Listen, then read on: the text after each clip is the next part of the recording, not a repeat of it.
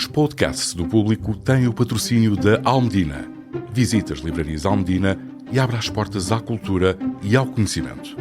Afinal, como dizia um famoso intelectual português, o que não sabemos hoje, saberemos amanhã. Visite-nos também em almedina.net. Le pacifisme et tout ce qu'il recouvre, il est à l'ouest. Et les euromissiles, ils sont à l'est. We shall fight in the hills. We shall never surrender. Não estamos mais isolados. A solidariedade europeia não nos faltará. Diplomatas, um podcast de análise da atualidade internacional com Teresa de Sousa e Carlos Gaspar. Aqui estamos para mais um episódio do podcast Diplomatas, uma parceria entre o Público e o IPRI.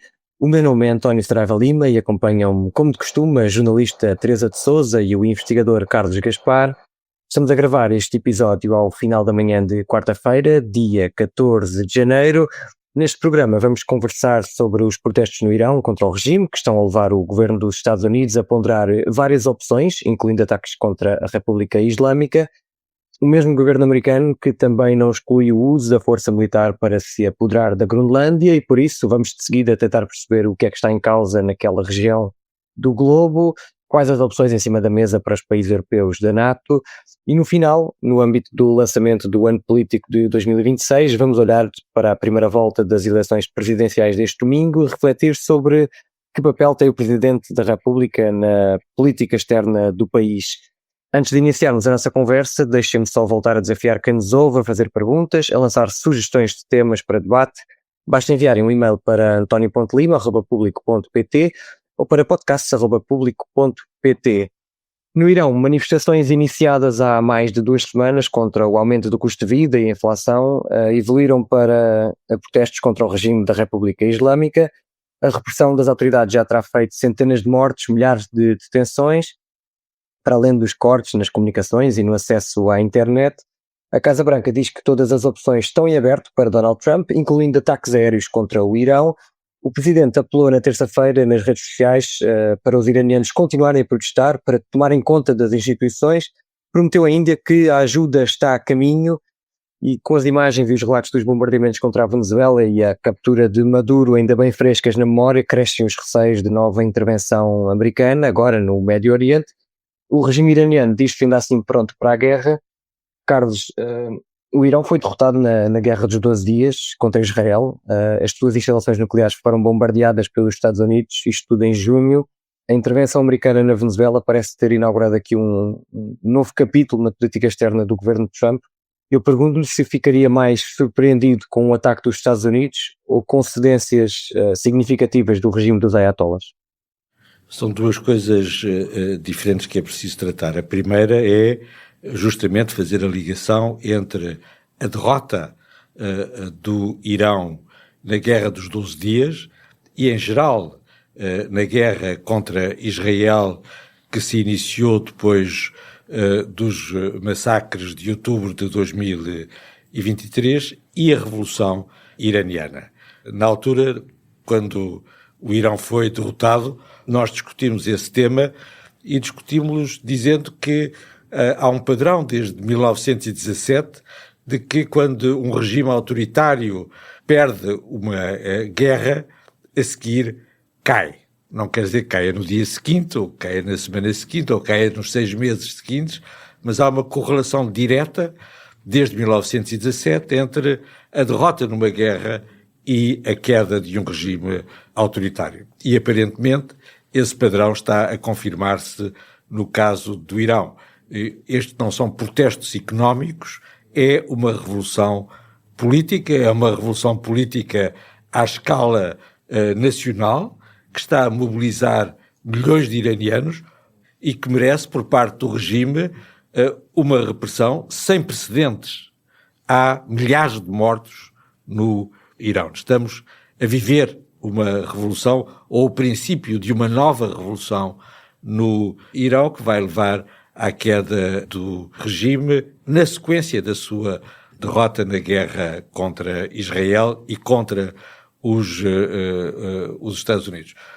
Uma questão diferente é saber se vai ou não vai haver uma intervenção e que tipo de intervenção pode haver do lado dos Estados Unidos. E sobre isso eu queria fazer brevemente 3 notas. A primeira é de que é a própria oposição, são os dirigentes da oposição, incluindo o filho do Shah Reza Pahlavi, mas também a oposição, a velha oposição liberal no Irão, que está a pedir uma intervenção externa, e designadamente dos Estados Unidos. A segunda é que nós não conhecemos senão uma parte do contexto em que esta questão se levanta. E algumas fontes levantam um problema que é a possibilidade de haver uma intervenção de Israel contra o Irão neste contexto de vulnerabilidade do regime teocrático. E, nesse contexto, a intervenção dos Estados Unidos seria justificada para impedir a intervenção israelita, que pode ser politicamente catastrófica para, justamente, o lado da oposição e da revolução iraniana, da sua estratégia para depor a teocracia iraniana. E uma última nota tem a ver com o tipo de intervenção. Os porta-aviões, ao contrário do que se passou na Guerra dos 12 Dias, os porta-aviões não estão na região. Quando os Estados Unidos atacaram o Irão na Guerra dos 12 Dias, havia 3 grupos de porta-aviões na região. Agora não estão lá. É verdade que os Estados Unidos têm grandes bases na região, designadamente o Qatar, na Arábia Saudita e por aí fora, mas o que pode estar aqui em causa é menos uma intervenção militar boots on the ground, ou mesmo uma intervenção aérea maciça. Porque essa intervenção em junho foi uma intervenção muito cirúrgica, não é? Foi uma coisa feita em algumas horas, não é? Agora o cenário é completamente diferente. Certo. Mas na Guerra dos 12 Dias havia objetivos claros, não é? E foram todos concentrados numa das instalações nucleares, não é? Ao passo que, quer dizer, esse cenário não se vai repetir, seria o que está em cima da mesa nos debates sobre as estratégias de contingência, são ataques a quartéis e instalações da Guarda Revolucionária e aos mísseis balísticos. Uma parte dos mísseis balísticos continua operacional e pode ser uma ameaça contra as bases americanas. Mas mais importante do que essas contingências marginais, há meios de interferir no aparelho repressivo iraniano, designadamente através de ataques cibernéticos que possam paralisar os aparelhos de repressão que estão efetivamente a massacrar os manifestantes iranianos. Pode haver um bloqueio naval que impeça as exportações de petróleo, porque o regime não vai cair amanhã e, portanto, nas próximas semanas essa é uma questão importante. Pode haver, e aparentemente já houve, não é? Uma pressão dos Estados Unidos, de outros países, a Alemanha também, o chanceler Merz, numa posição dizendo que o regime vai cair nos próximos dias ou nas próximas semanas, pressão para os países europeus, outros países, retirarem as suas embaixadas para sublinhar o isolamento do regime dos ayatollahs neste. Isso não é uma intervenção militar, mas há vários instrumentos de intervenção externa que podem ir num bom sentido e não interferir excessivamente no caminho, no processo da insurreição iraniana. Beleza, o Carlos já falou e referiu um pouco a algumas fações da oposição iraniana, mas apesar de tudo, nós quando olhamos para estes protestos, nós vemos que a oposição não está unida, não há uma oposição óbvia, na verdade, e se nós somarmos isto aos riscos de instabilidade regional, uma eventual intervenção dos Estados Unidos no Irão tem muito mais riscos que uma operação, por exemplo, como foi na Venezuela. Sim, tem obviamente muito mais riscos. A Venezuela está a uma distância muito mais próxima dos Estados Unidos do que está o Irão. A sociedade e a história iranianas são muito diferentes, muito mais profundas, as suas raízes culturais e nacionais, mas, portanto, é uma intervenção que comporta muito mais riscos, mas eu creio que Donald Trump já disse o suficiente com o seu discurso mais ou menos delirante sobre o que se está a passar no Irão e sobre as suas intenções em relação ao que se está a passar no Irão, que tornam uma intervenção militar americana, seja de qual for o seu formato, como o Carlos acaba de explicar, há formatos, há opções variadas, como praticamente inevitável. Não o fazer não encaixa no discurso e no deslumbramento que neste momento o presidente norte-americano vive, sob a força do seu país, sob a sua capacidade de intervir em toda a parte, sobre o seu poder, como ele diz, não tem limites. Eu lembro-me que ele, a propósito das várias opções que o Carlos levantou, eu lembro-me que ele ficou impressionadíssimo, o presidente americano, o presidente Donald Trump, com o facto de ter sido possível apagar as luzes em Caracas. Portanto, há intervenções da natureza cibernética que são possíveis e que podem ser lesivas do regime. O regime de Maduro era terrível, como sabemos. O regime do Ayatollah é absolutamente indescritível no grau de barbaridade que atinge, que está a atingir neste momento e que já atingiu noutros momentos das revoltas iranianas. Houve revoltas em 1999, 2009, 2019, 2022, mas foram todas desencadeadas ou por eleições presidenciais que as pessoas consideravam como roubadas, ou como o assassinato de uma jovem iraniana de 22 anos numa prisão que foi um rastilho para uma movimentação brutal da oposição no Irão. Agora, todos os analistas que eu tenho lido sobre esta particular rebelião, sobre esta particular revolta, põem muita tónica, como estavas a dizer há pouco, na falta de um líder reconhecido para a revolta iraniana. O filho do Shah... Não há uma figura. O filho do Shah... reage sempre, não é? Mas quer dizer, as pessoas que vivem no Irão já não se lembram dele. Não é unificador porque para os jovens ele pode não ter uma conotação muito negativa porque não se lembram do que foi a ditadura do pai do atual Reza Pahlavi antes de 1979. Para os mais velhos, essa ditadura ainda está na memória.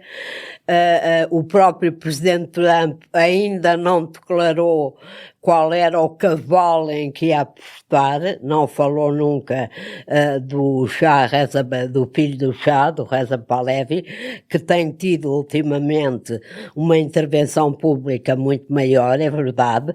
Vemos nos cartazes das manifestações algumas imagens, alguns panfletos, alguns retratos de Reza Pahlavi, mas não os vemos de uma maneira generalizada. Portanto, neste momento, embora haja uma convicção muito forte dentro e fora do Irão de que o regime muito dificilmente sobreviverá, ainda não é claro aquilo que virá a seguir, quais são as pedras que a comunidade internacional pode mover, quem pode representar a oposição iraniana, uma figura unificadora. Portanto, sendo embora muito forte este movimento, até por razões económicas. A crise económica iraniana é neste momento extrema, como não me lembro nunca ter sido em crises anteriores. Ainda não é claro o pós-queda do regime, e isso naturalmente lança uma sombra sobre tudo o que está a acontecer.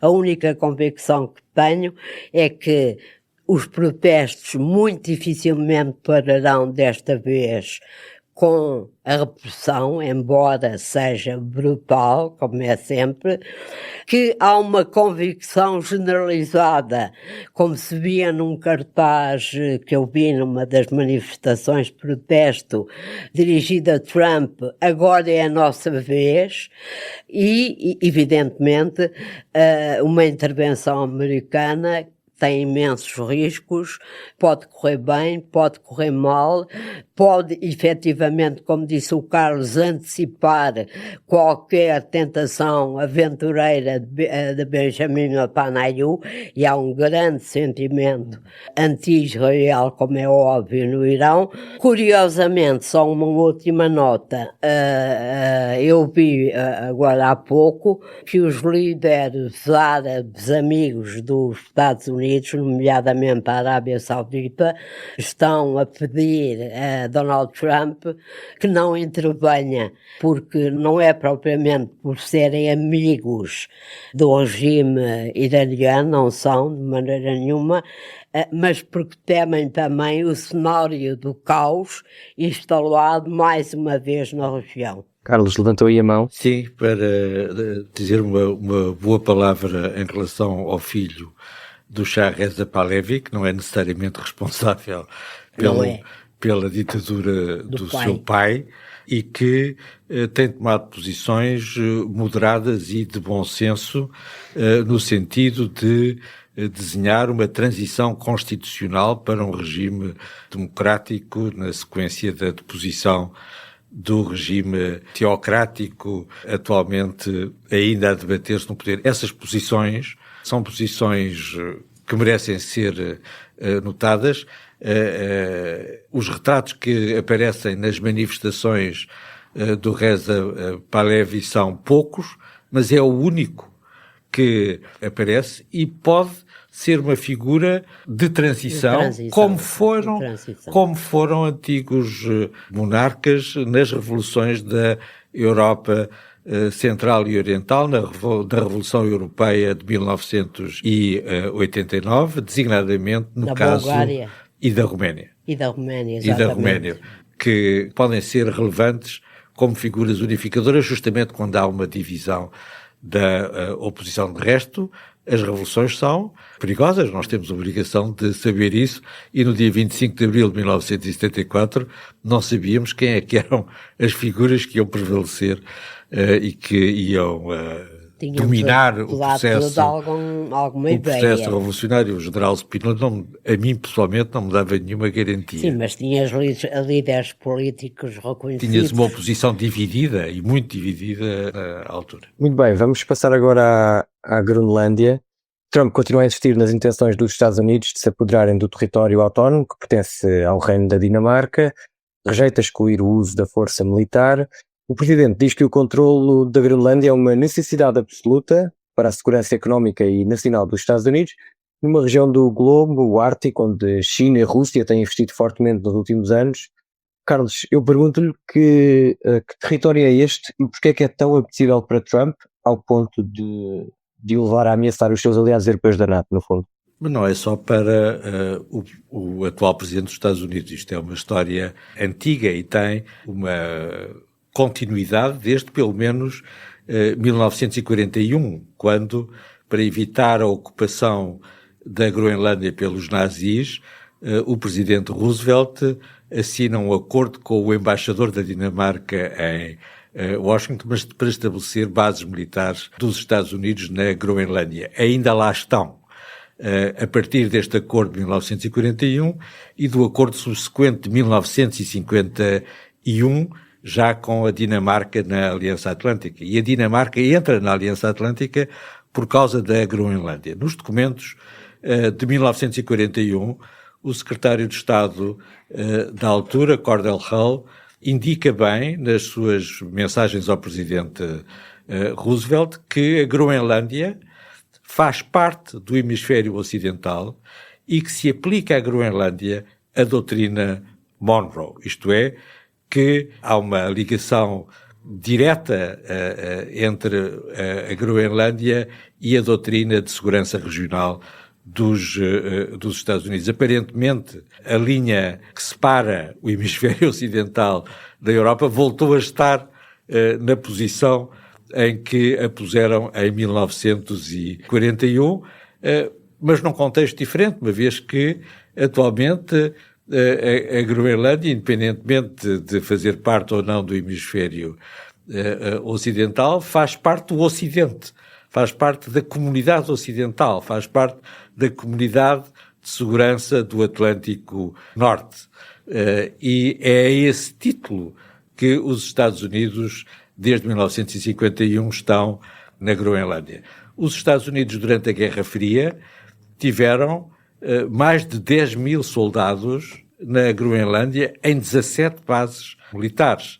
10 mil soldados significa uma parte importante da população da Groenlândia, que são, neste momento, 57 mil pessoas. Hoje em dia têm uma única base a funcionar com 150 pessoas. E, nesse sentido, aquilo que nós podemos dizer à partida é que os Estados Unidos estão desatentos em relação à segurança da Groenlândia, tanto ou mais do que a Dinamarca e os países europeus. O presidente Trump tocou à campainha com o seu estilo inimitável, não é? E aparentemente toda a gente descobriu que as novas rotas abertas com o degelo do Ártico são absolutamente cruciais para a segurança do hemisfério norte. E, efetivamente, a abertura dessas rotas é uma revolução geopolítica, porque passou a ser possível fazer a circunnavegação do hemisfério norte pela primeira vez na história. Portanto, essas rotas têm que ser efetivamente controladas pelos aliados, quer os Estados Unidos e o Canadá, quer a Grã-Bretanha, a Noruega, a Alemanha, a França, do lado europeu. É preciso fazer esse esforço.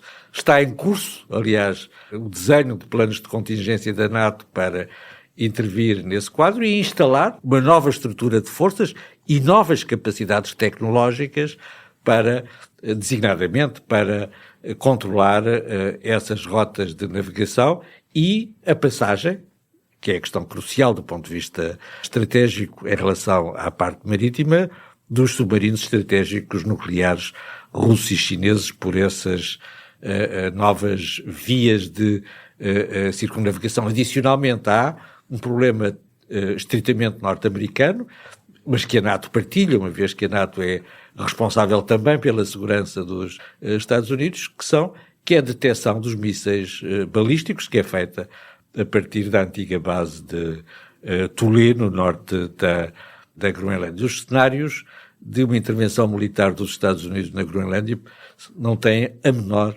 credibilidade. E quando são postos em cima da mesa, essa hipótese torna-se inteiramente irrealista. Se houvesse uma intervenção militar dos Estados Unidos na Groenlândia, isso significaria que a NATO ficava paralisada, que a decisão política e militar na NATO ficava paralisada, e isso dava à Rússia do presidente Putin a oportunidade para intervir num país báltico, não é?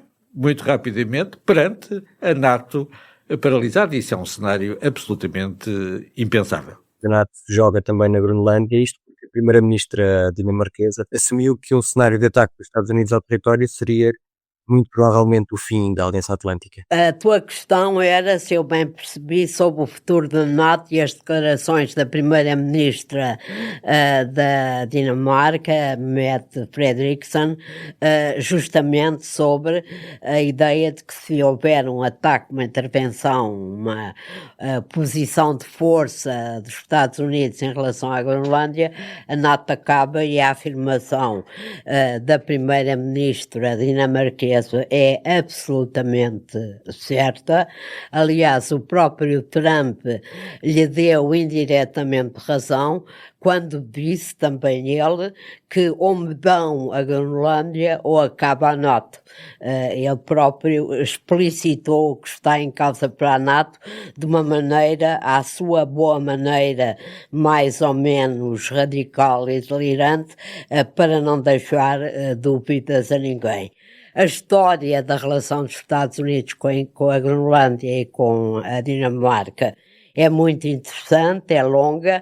A nova geopolítica do Ártico, com a possibilidade da China e da Rússia utilizarem a rota do Ártico durante grande parte do ano, são questões muito interessantes, mas o corolário desse interesse é muito simples. A NATO existe para resolver essas questões. Se Donald Trump não fosse um presidente que no seu primeiro mandato e agora no segundo revelou sempre um desprezo enorme pela Aliança Atlântica, no seu primeiro mandato, como ainda hoje nos lembramos, numa cimeira de Bruxelas em 2018, chegou a decidir com o seu staff, embora o seu staff o tenha tentado dissuadir e conseguiu, de certa maneira, anunciar que os Estados Unidos abandonavam a NATO. Portanto, a relação de Trump com a NATO é muito problemática. Na realidade, a NATO ainda é hoje uma organização político-militar na qual o peso do poder militar americano é enorme, apesar do esforço constante da Europa nos últimos tempos para reequilibrar esse desfazamento, como dizem os especialistas, esse desequilíbrio no fardo que cada lado do Atlântico suporta na defesa do espaço euro-atlântico. A verdade é que Trump foi sempre uma ameaça constante sobre o futuro da NATO. A Groenlândia apenas acentua essa ameaça e obriga naturalmente os europeus a uma reflexão séria sobre a sua própria segurança, sobretudo quando enfrentam na Ucrânia e na Rússia, na guerra da Ucrânia, e enfrentam de novo uma ameaça direta à sua segurança, que é a Rússia, naturalmente, e sem poderem contar com a velha proteção dos Estados Unidos para defendê-los em caso de um conflito, como aconteceu ao longo da Guerra Fria e como aconteceu ao longo dos anos pós-Guerra Fria, até praticamente à viragem na política externa que Donald Trump, na realidade, representa. É interessante que até agora, ontem, o secretário-geral da NATO, Mark Rutte, deu uma conferência de imprensa sobre a situação da aliança, sobre a Groenlândia, que não foi muito esclarecedora, andou a fugir bastante às perguntas, percebe-se perfeitamente o incómodo da situação, mas mais uma vez, é triste dizê-lo, a questão da Groenlândia vem trazer de novo à primeira linha da agenda europeia as suas próprias fraquezas quando tem de enfrentar cada vez mais um mundo hostil, um mundo cada vez mais hostil, cada vez mais caótico. E quando os Estados Unidos, em vez de serem o garante da estabilidade e da segurança europeia, começam a ser um motivo de perturbação, de instabilidade e de insegurança na própria União Europeia. A União Europeia, a Europa, mais do que a União Europeia, vivem hoje, de facto, uma situação que é certamente a mais difícil e a mais dramática da sua história desde a Segunda Guerra Mundial. Muito bem, vamos olhar rapidamente para Portugal, já não temos muito tempo. A primeira volta das eleições presidenciais realiza-se este domingo. Segundo a sondagem do Centro de Estudos e Sondagens de Opinião para o Público, RTP, que foi publicada na terça-feira, há 5 candidatos na luta pela segunda volta: André Ventura, António José Seguro, Coutinho de Figueiredo, Gouveia Melo e Marcos Mendes. Nós aqui no Diplomatas, como os nossos ouvintes sabem, falamos de política externa e defesa, essencialmente. Por isso eu gostava de perguntar ao Carlos em que medida é que o posicionamento, as ideias de um presidente ou de um candidato a presidente sobre política externa são relevantes para o exercício do cargo, tendo em conta que cabe ao Governo e ao Poder Executivo o grosso da definição dessa mesma política. Eu, em primeiro lugar, tenho de fazer uma declaração de interesse. Sou membro do Conselho Coordenador da candidatura de António José Seguro, e este é um tema que me parece muito relevante e pouco tratado durante a campanha eleitoral. Com efeito, independentemente de ser consensual no regime constitucional português que o Governo é responsável pela política externa, o Presidente da República tem uma posição central na política externa portuguesa. Desde logo porque exerce uma função de representação através das suas múltiplas viagens, visitas oficiais e de Estado ao estrangeiro, para contactar outros países, para contactar com as comunidades portuguesas, que são muito numerosas e cada vez mais importantes para a política externa portuguesa. Em segundo lugar, porque o Presidente preside ao Conselho de Defesa Nacional.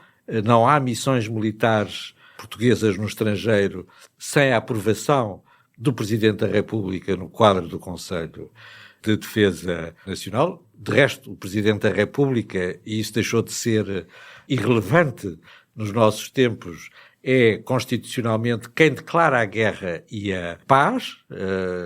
Enfim, é uma questão que de resto apareceu numa entrevista de Clara de Sousa durante um dos debates da campanha com António José Seguro e, salvo erro, o almirante Gouveia de Melo, e efetivamente tiveram de responder e de se confrontar com essa responsabilidade, que é uma responsabilidade central do Presidente da República. O Presidente da República tem uma intervenção permanente na política externa portuguesa, não só nos seus contactos com o Primeiro-Ministro e o Ministro dos Negócios Estrangeiros e com os embaixadores de Portugal, que são nomeados, que são representantes do Presidente da República, do chefe do Estado e nomeados pelo chefe do Estado, como pode ter uma intervenção decisiva na própria escolha dos titulares dos cargos da defesa e dos negócios estrangeiros. O Presidente Jorge Sampaio chumbou a proposta de Pedro Santana Lopes para Ministro dos Negócios Estrangeiros e impôs o embaixador António Monteiro, alegando que a proposta inicial do Primeiro-Ministro recaía sobre um dirigente político que não era suficientemente europeísta, que era mesmo, na altura, um eurocético. Teresa, face ao momento geopolítico que vivemos e as coisas que temos vindo a debater aqui também no Diplomatas, pergunto-lhe se acha que os temas internacionais e os temas de defesa tiveram a atenção que merecem nesta campanha. Não tiveram, obviamente não tiveram. Normalmente a política externa não está muito presente nem nas eleições legislativas nem nas campanhas das eleições presidenciais. O Carlos já disse a importância do papel do Presidente na política externa, apesar de não ter as funções representativas como tem, por exemplo, o Presidente da França, num regime semipresidencialista muito mais presidencialista do que o nosso. Quem representa Portugal é o Primeiro-Ministro, quer nas instituições da União Europeia, quer nas instituições da NATO. Para mim, justamente o que faltou na campanha, dada a enorme turbulência internacional, o que faltou na campanha foi uma clarificação, que evidentemente eu sei qual é, mas porventura a opinião pública não tem essa consciência tão forte, uma clarificação de cada candidato sobre a sua posição em relação às duas traves mestras da nossa política externa e da nossa inserção internacional, do nosso interesse vital, que são naturalmente a União Europeia e a NATO, com a agravante de que a União Europeia e a NATO, por razões que temos falado aqui muito e que hoje voltámos a falar, são duas instituições fundamentais para Portugal que atravessam, por razões diferentes e algumas comuns, crises profundas cujo resultado, cuja evolução nos afeta diretamente. Portanto, o critério é como se definem os presidentes, os candidatos a presidente da República Portuguesa em relação a estas duas instituições, e isto, embora tenha sido abordado en passant em alguns dos debates presidenciais, não é abordado na campanha tal como ela está a decorrer, e seria uma linha de demarcação importante sobre os candidatos que representam a continuidade da nossa política externa e do nosso interesse vital na UE, na União Europeia e na NATO, ou a possibilidade de desvios ou mesmo de rupturas.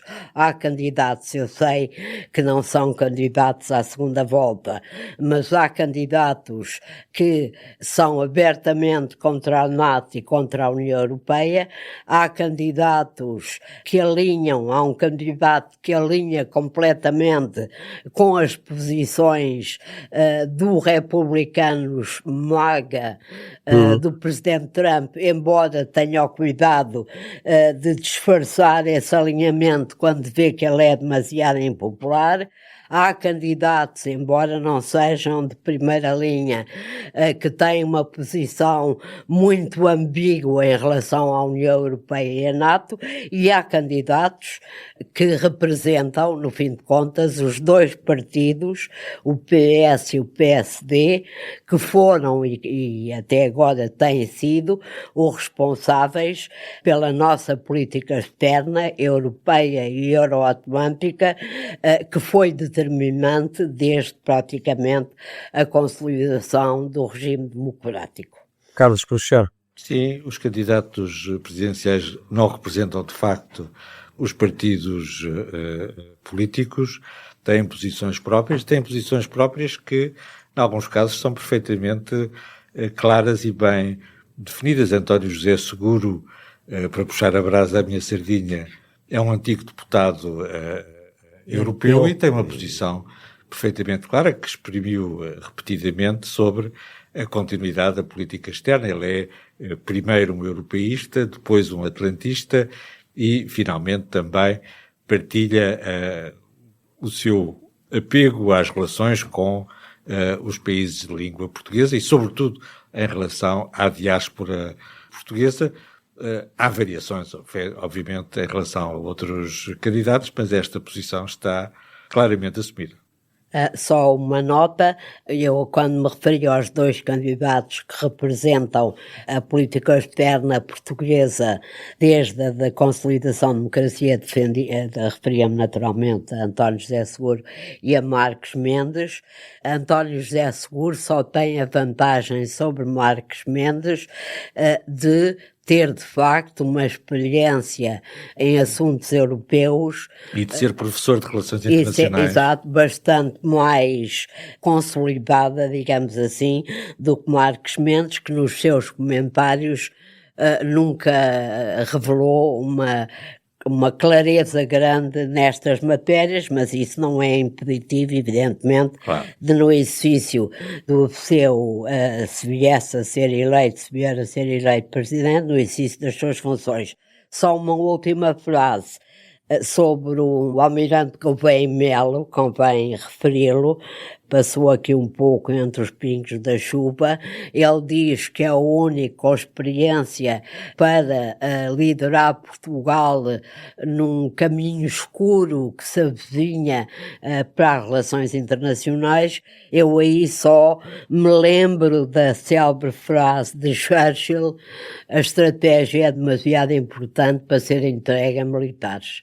Muito bem, meus caros, vamos voltar a este tema antes da segunda volta. O nosso tempo chegou ao fim. Muito obrigado pela vossa análise e um agradecimento também a quem nos ouve. Não se esqueçam de subscrever, de avaliar o Diplomatas nas vossas plataformas de podcast favoritas.